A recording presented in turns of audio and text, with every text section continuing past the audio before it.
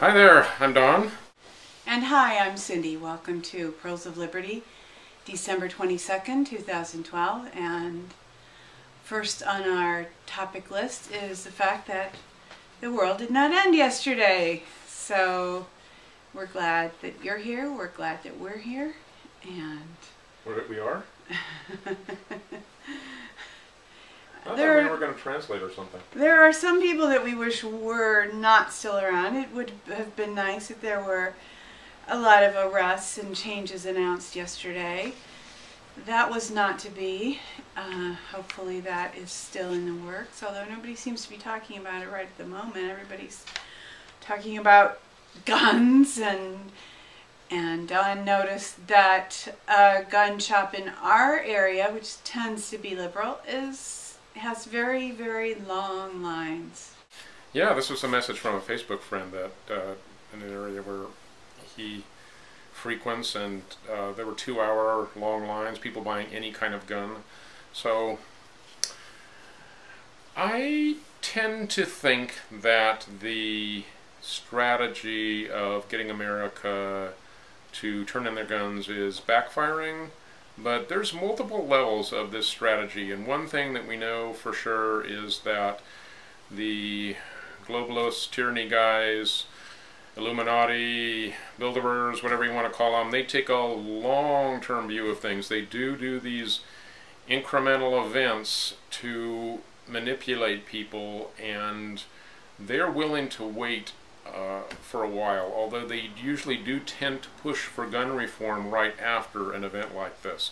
So whether or not the Congress people, Congress critters, will buy into the some kind of a gun lockdown remains to be seen. It also remains to be seen whether or not Obama is going to completely bypass Congress and go with some kind of a executive order to say semi-automatic rifles are assault weapons and you have to turn them in. Now, anybody that has any kind of training in firearms, and I only have minimal, I really do, but I'm really frankly surprised at how brain dead most people seem to be. They really think that if you label something an assault weapon, that a private person shouldn't have it, and that's just not even understanding what the Second Amendment is about.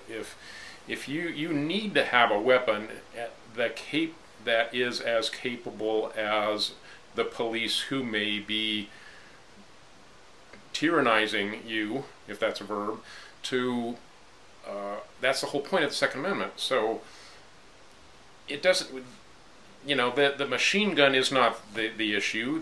People haven't been able to get fully automatic weapons for a long time without jumping through all kinds of hoops, and it's not an efficient use of firepower anyway. Semi-automatic is, which is why so-called assault weapons are semi-automatic, but so are almost any modern rifle or handgun. So it's really a ridiculous propaganda ploy that this whole thing is being turned into, and the more that I've personally looked into it and articles I've seen tend to this whole Sandy Hook thing really was a planned psyop. I'm not saying that innocent people didn't die, which is horrific, but that's the level of murderous activity that these evil people stoop to with the object of getting Americans to willingly disarm. An armed America really is a roadblock to global tyranny, and the powers that are very much interested in doing whatever kind of a psyop they can to get Americans disarmed. These movie theater shootings, the so-called Batman shooting, didn't quite do the job, so hey, let's murder a bunch of innocent children, and then surely Americans will see the error of their ways and give up their guns then. And we're seeing the propaganda along those lines. I tend to think it isn't working because of stories like this, of people buying guns in record numbers because they know that a clampdown is imminent and they want their Second Amendment. It's always been something that they hadn't fully exercised, but people want that, and that's encouraging. I think that things are going in a good way. But just real briefly, I want to recap what I read in a blog, and maybe Cindy will be able to find it and point the the link to it of a very possible scenario for the Sandy Hook thing that I thought made a lot of sense, which was that there were 3 masked armed gunmen that went into the house of the so-called shooter and murdered the mom and then kidnapped Adam. Might have been hoping to find his older brother there too, and then the Lanza family home, then took him at gunpoint to the school, or made him drive there, one of the two, with the third gunman following in another car. Then the gunman gets Adam on the scene, kills him, kills a bunch of kids, and then runs off. Now, there are reports that this guy that was found in the woods might have actually been Adam Lanza. We don't know. Things are very murky at this point, but boy, do we ever need people to dig through this stuff. There is a photo of a supposedly murdered little girl at her own funeral or memorial service, that with Obama even present at this thing. Now, I don't know all of the timelines of everything. I don't know if Obama was actually there or whatever, but there's some very suspicious things, including one of the fathers of one of the supposed victims laughing and joking when he thought he was off camera, then going on camera and being very stern and reading the cue cards just as he was supposed to. This thing reeks of scripting, and again, I'm not taking it away at all from any of the deaths of the victims, but just pointing out that you need to suspect that there was something else going on here, and more it's looking like it really was a planned psyop. The whole Sandy Hook, that name from the Batman movie, being in that film as a kind of a trigger. So what the full story is, we'll probably never know the full story, but at least one blogger has come out with a very likely scenario, and I wanted to pass that on.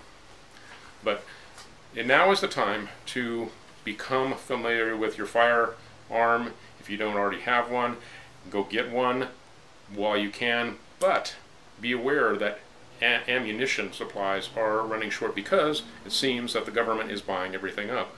Those are the reports. Not sure if that's 100% true, but I wouldn't be at all surprised.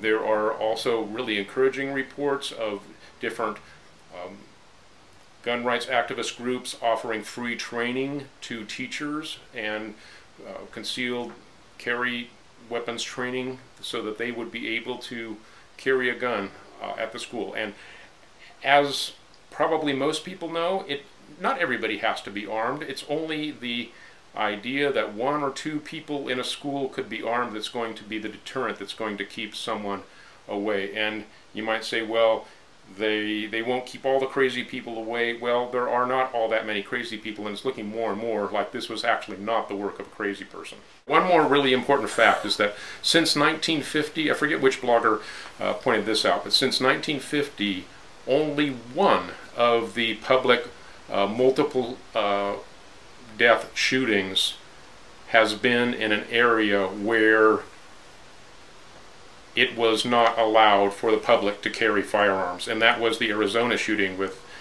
Giffords, Congressman Giffords, and Judge Roll, so being the dead victims. And every other shooting in America that has been in a public area has been in a victim disarmament zone. So what does that tell you? That tells you that people being able to openly carry or concealed carry in any given area is a deterrent for the kind of mass shooting that is so horrible that we want to avoid at all costs. The answer is having Americans be their own protection force, and that is what the Second Amendment guarantees us.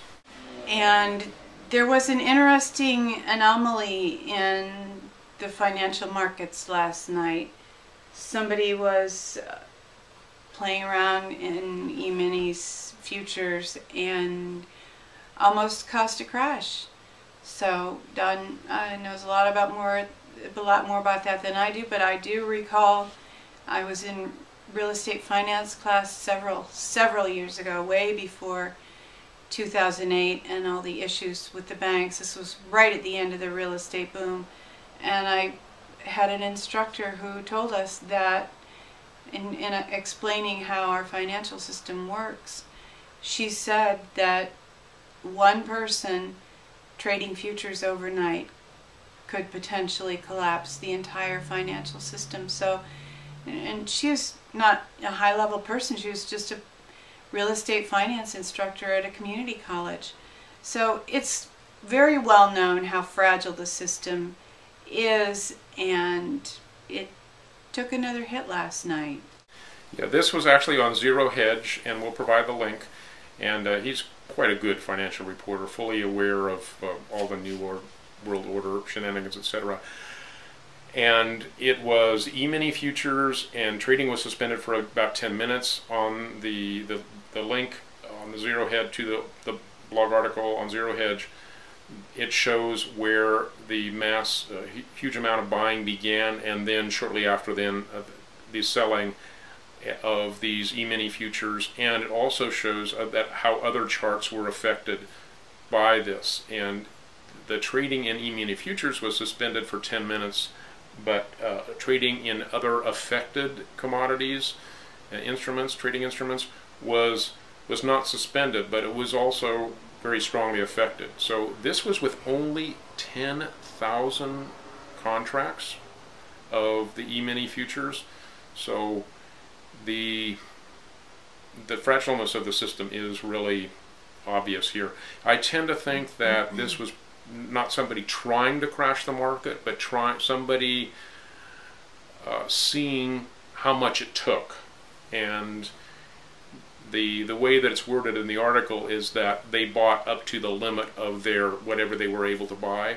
But as we all know, the true insiders, the plunge protection team, people like that, they have unlimited ability to buy up. So a crash could very easily be caused, and then the finger pointed at somebody else when they plan to do this. And I tend to think it might be March is what people are saying, when the real fiscal cliff happens.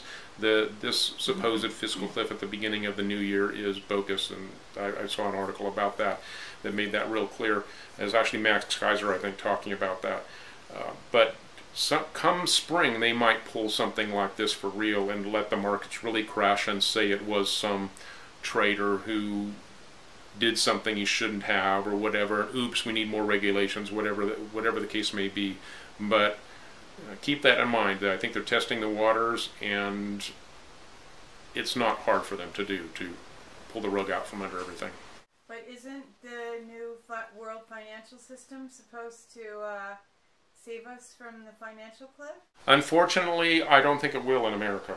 I don't think that we're immune, because our whole system is still based on these Federal Reserve notes. Globally, really, there is no financial crisis among the BRICS nations and the nations that have decreased their dependency on the American dollar. Now, the dollar is still out there, but people are hedging against it and are not buying, China for instance, not buying treasury securities in the volumes that they used to.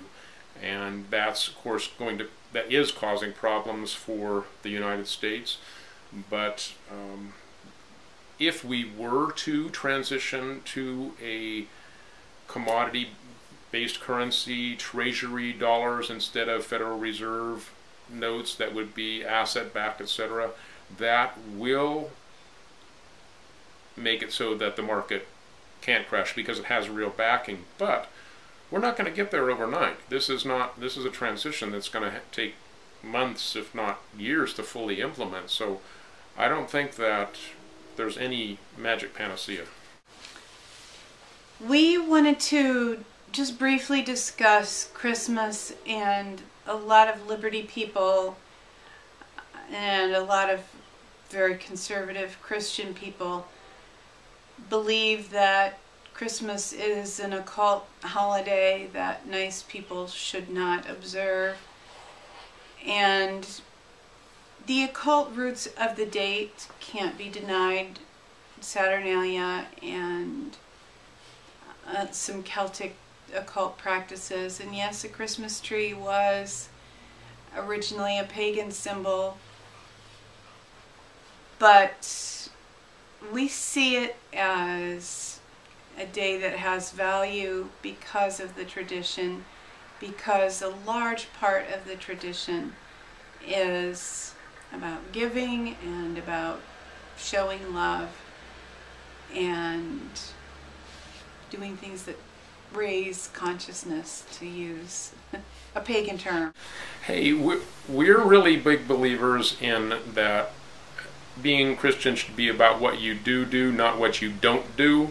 So in too many people's minds, Christianity is associated with a list of rules, of do's and don'ts, and that ain't what it's about at all. In fact, if you follow the ministry of Jesus, it's very clear that he's looking on the heart. And as Cindy said, this is the time of the year for giving, for family, and the giving obviously can get twisted into commercialism, but that's a twist. People that do creative gifts that don't cost money, and we're not rolling in the dough by any means, and we'll probably go to the dollar store just for fun and pick up a bunch of fun stuff and just to wrap it and make it a fun time. So it really doesn't take much to be able to celebrate the goodness of God to your family from the heart, and that's what we choose to do this time. If your conscience says no, don't have a tree in your house and don't hang things on it, I think that's fine. You should obey your conscience, but we should love one another in our decisions, and in this season of the year that we celebrate in whatever manner that the Lord, the Holy Spirit leads you to celebrate. God's blessings to you. So thank you for joining us this week in Pearls of Liberty, and we do hope that however you decide to observe this week, you experience love and joy and God's richest blessing. So take care. Yes. See the world the way that it really is. See yourself in it. Walk your walk. You are the one you've been waiting for.